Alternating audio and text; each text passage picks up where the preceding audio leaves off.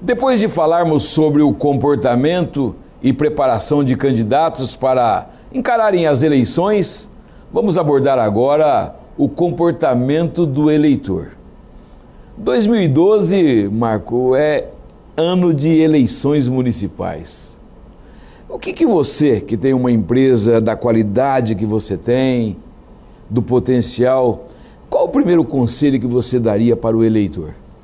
O primeiro conselho, Cláudio, é participar, é acompanhar, não é? A decisão de mudar alguma situação no cenário político sempre passa por alguém batendo panela. Se o Congresso tem alguma lei maluca para votar, situações que a gente vê no dia a dia, uma reação mínima faz com que essa situação seja invertida. Numa eleição municipal, onde a questão pode ser o buraco da rua, a falta de esgoto, uma falta de cultura, de vaga, de creche, é muito mais premente e é muito mais impactante aquela pessoa que é o vereador ou o prefeito que mora naquela casa ali, eu sei onde ele mora. Então, a reação da população, que não precisa ser violenta, não é essa a situação, mas a organização, a reivindicação, a presença de mobilização da sociedade por uma determinada ação específica, ou pelo todo, ou por um governo mais honesto, mais eficiente e tudo mais, se dá quando um grupo, que não precisa ser muito grande, se mobiliza por uma ação de seu interesse ou de interesse público. A política brasileira, na sua opinião, Marco, tem mudado? As pessoas de bem têm procurado exercer a sua cidadania sendo candidato, ou ainda nós estamos vivendo naquele emaranhado, nivelando todo mundo por baixo? Eu sou um otimista, porque eu acompanho isso há mais de 30 anos, né? Esse processo político, esse processo social há mais de 30 anos. A gente tem altos e baixos, tem decepções, claro, mas há necessidade de uma mobilização. Se está melhorando, eu sou de uma visão de que está melhorando. Por quê? Os políticos, digamos agora a questão, a gestão municipal, os prefeitos e vereadores. Os prefeitos, eles têm hoje muito menos capacidade de aprontar, digamos assim. A fiscalização está mais premente, o Ministério Público está muito mais premente, atuante. A mídia não, a imprensa quase não. A imprensa quase sempre subordinada aos poderes financeiros, econômicos ou políticos. Certo. Mas a sociedade e as ferramentas que nós temos, basta usar. Então eu digo assim, às vezes a gente vai para uma cidade, por exemplo, que eu nunca atuei, como nessa eleição agora, às vezes estamos começando campanhas em cidades onde a gente nunca atuou. Okay. E aí a pessoa lá, alguém lá do grupo fala assim, não, mas aqui o juiz, ele deixa acontecer. Eu falo assim, não. Se deixou acontecer, se é verdade que deixou acontecer, é porque na cidade alguém não foi lá e não gritou. Exato. E não representou no Ministério Público, não foi à Justiça, não acionou, porque as ferramentas todas estão aí. A quantidade de prefeitos caçados nos últimos tempos, você está acompanhando isso realmente melhor do que eu, entende? Então nós estamos vendo prefeitos sendo caçados, né, deputados sendo caçados, governadores aí na boca de cassação. Quer dizer, esse processo começa no município, mas as ferramentas jurídicas, o caminho existe. Se não existe na sua cidade, em alguma cidade, é por falta de prática. O que o eleitor deve observar no candidato? Eu vou citar um exemplo da própria Alemanha. A Alemanha não existe campanha política. O que se existe lá é que o candidato deposita a sua plataforma de governo no cartório eleitoral, as pessoas passam para ver qual é a melhor plataforma. Eu te perguntaria, vou fazer duas perguntas.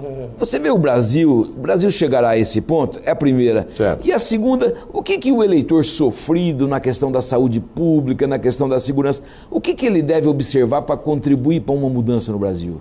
Da primeira pergunta, nós não veremos isso, porque falta muita coisa, muitas etapas ainda. Para se chegar. Nos próximos 50 anos, nós não veremos uma excelência de uma Alemanha, de uma Suíça. A Suíça está fazendo mais de 80 plebiscitos por ano para questões pequenas. para autorizar o gestor municipal, o prefeito municipal, a um gasto aqui ou gasto ali. A sociedade está governando. Lá, plenamente. Então, nós não veremos isso em 50 anos no Brasil. Por quê? Nós temos gerações de letrados ainda. Essa é uma questão. Certo. Nós não veremos. Agora, uma segunda vertente, né, da sua pergunta é: o que precisa ser feito é a população se acostumar a atuar de alguma forma. De alguma forma. Então, vamos imaginar um caso surreal hoje.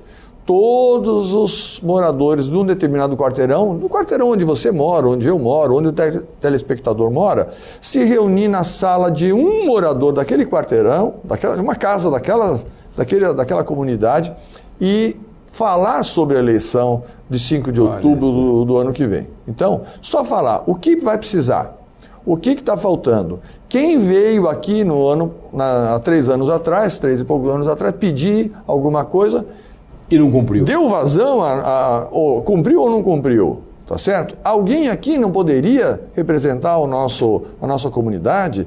Quem tem alguma informação sobre o processo? Discutir por 20 minutos. Entendi. Se a sociedade fizer isso e cada quarteirão fizer isso, vai ter que se organizar. Isso chega no ouvido do mundo político local e vai ter que mudar o comportamento muito rapidamente, entendeu? Mas é que nós somos uma sociedade, né? Uma sociedade que espera o poder político ou o poder público resolver os nossos problemas e não o contrário. E a corrupção, Marco? Então, e a corrupção? Bom, aí nós temos uma questão que é um pouco de aplicação, né, da justiça, né? Está vendo que tem uma briga grande com o Conselho Nacional de Justiça, estamos vivendo isso nesses últimos meses, esse embate. Um conselho pode ou não pode punir juízes, pode ou não pode determinar corregedorias mais eficientes ou menos ineficientes nesse processo, digamos assim, não é isso? Então, a sociedade brasileira, ela está discutindo, ela está num processo de evolução e construindo ferramentas de representação, né, política, judicial, tal, no sentido de melhorar o cenário. Mas enquanto a sociedade, o cidadão, não se mexer, aqueles 30 ou 40 senadores e deputados que comandam o jogo político de Brasília e as leis eleitorais, eles farão apenas aquilo que é dos seus próprios interesses. Ponto. Mas 30 ou 40 pessoas estão hoje fazendo esta química, né? De transformar o poder político em interesses pessoais em detrimento de 200 milhões de habitantes. Alguma coisa não está errada, não está certa. Não é isso? O exercício da democracia está em nós mesmos. Isso. E não está pleno. Essa é a questão. Marco, eu lamento, mas nosso programa chega ao fim.